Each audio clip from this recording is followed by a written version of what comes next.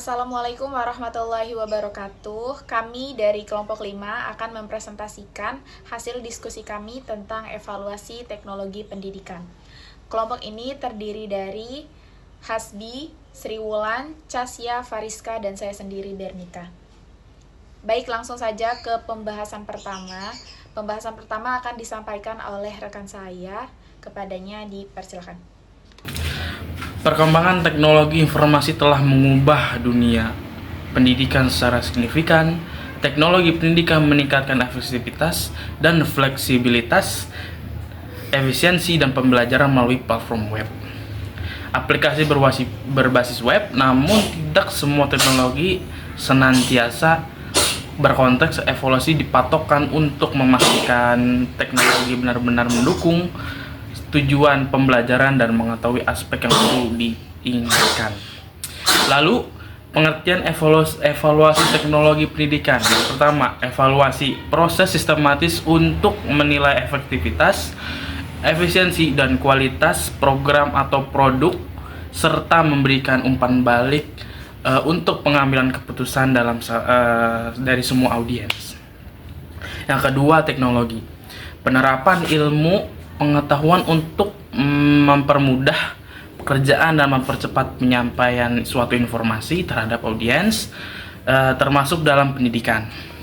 Terus yang ketiga ada pendidikan, proses pembelajaran sepanjang hayat untuk membentuk individu berpengetahuan, berakhlak, dan produktif.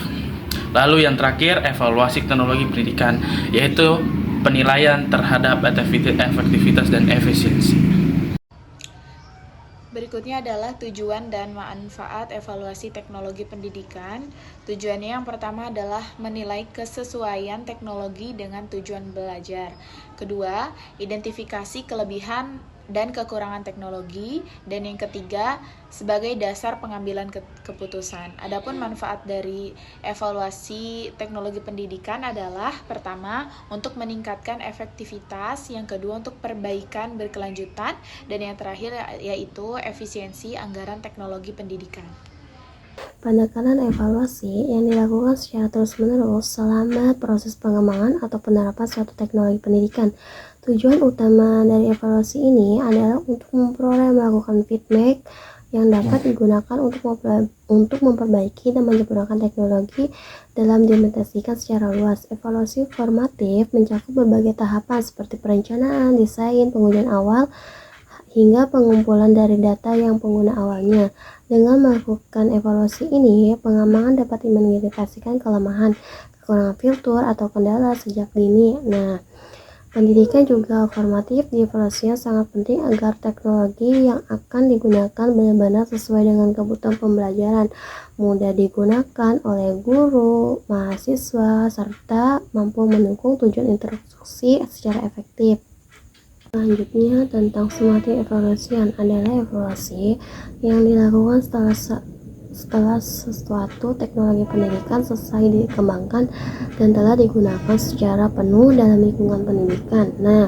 Evaluasi ini bersifat menyeluruh dan bertujuan untuk menilai efektivitas, dampak, dan hasil akhir dari penggunaan teknologi tersebut. Dalam konteks ini, evaluasi sumatif sering digunakan untuk menentukan apakah teknologi yang digunakan layak untuk dilanjutkan atau tidak.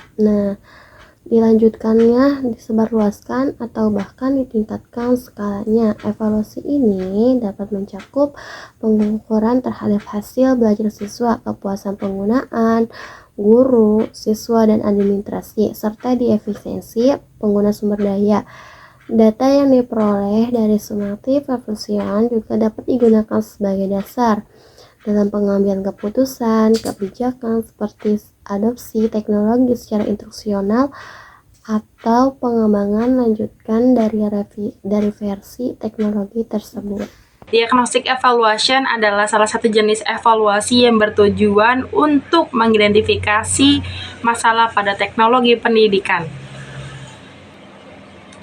Evaluasi ini digunakan untuk menggali akar permasalahan yang dapat berbagai aspek, baik teknis maupun pedagogis. Selain itu, di sini juga saya akan menjelaskan beberapa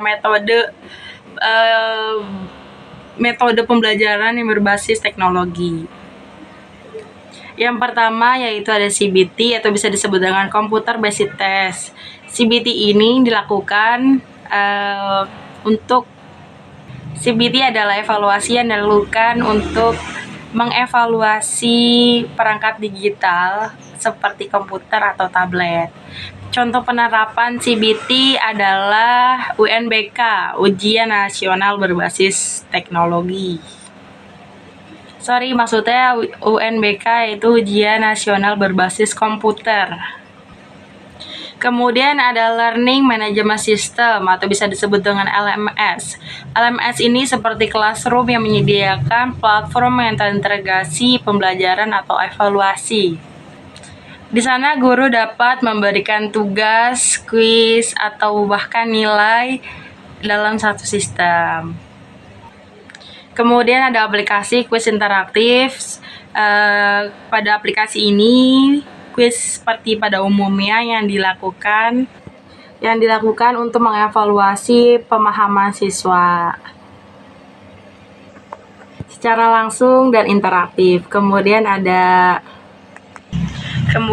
portofolio digital, yaitu memungkinkan siswa untuk mengunggah hasil karyanya seperti tulisan, proyek, video, atau bahkan presentasi.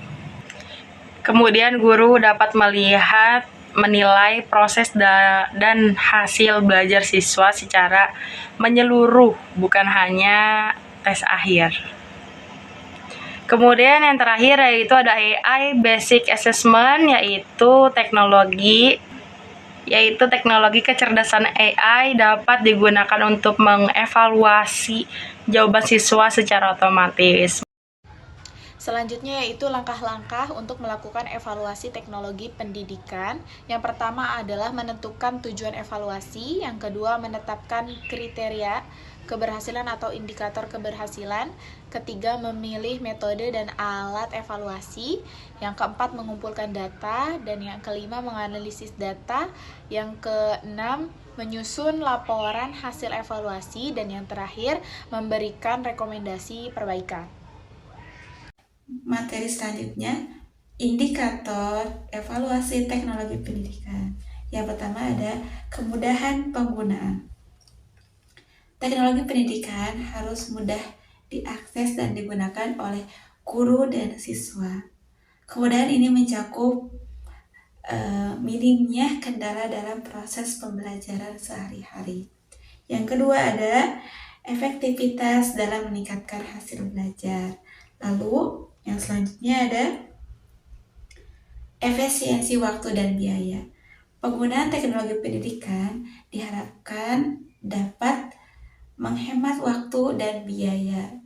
Karena dengan teknologi pendidikan, kita semua dapat belajar dan mengakses informasi kapanpun dan dimanapun. Selanjutnya yaitu kesesuaian dengan kurikulum. Teknologi yang digunakan harus relevan dengan kurikulum yang berlaku.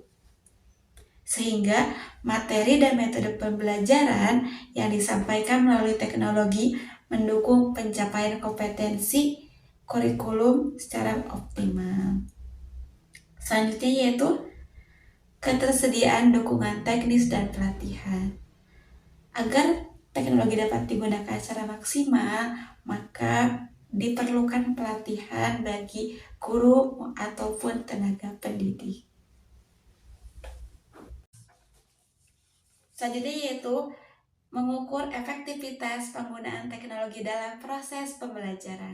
Yang pertama ada analisis hasil belajar, yang kedua ada tingkat partisipasi dan keterlibatan siswa, yang ketiga ada kecepatan dan akurasi penilaian, yang keempat kualitas dan relevansi umpan balik, yang kelima ada kepuasan penggunaan guru dan siswa, yang keenam ada analitik pembelajaran, yang ketujuh efisiensi biaya dan waktu.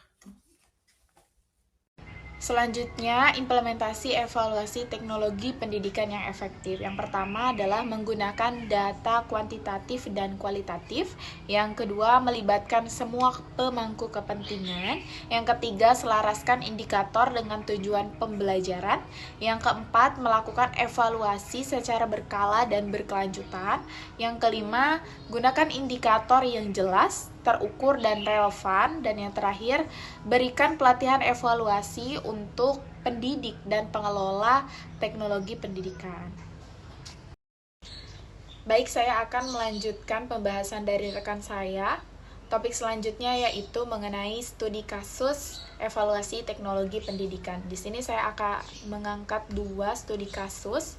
Yang pertama yang dilakukan oleh Nainggolan dan Manalu pada tahun 2021 di SMP Cahaya Pengharapan Abadi.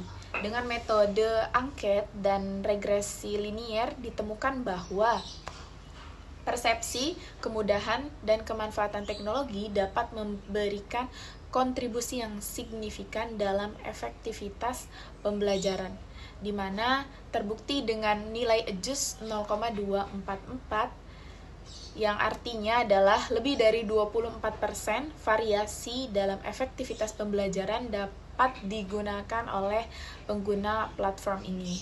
Itu juga menjadi kemudahan bagi guru. Jadi guru bisa lebih konsisten dalam memberikan pembelajaran serta peserta didik juga dapat lebih termotivasi karena kemudahan akses serta fleksibilitas waktu pembelajaran. Baik, masuk ke slide berikutnya masih membahas mengenai studi kasus evaluasi teknologi pendidikan. Untuk studi kasus yang kedua yaitu pada kajian nasional dan internasional yang dilakukan oleh Madaling pada tahun 2023.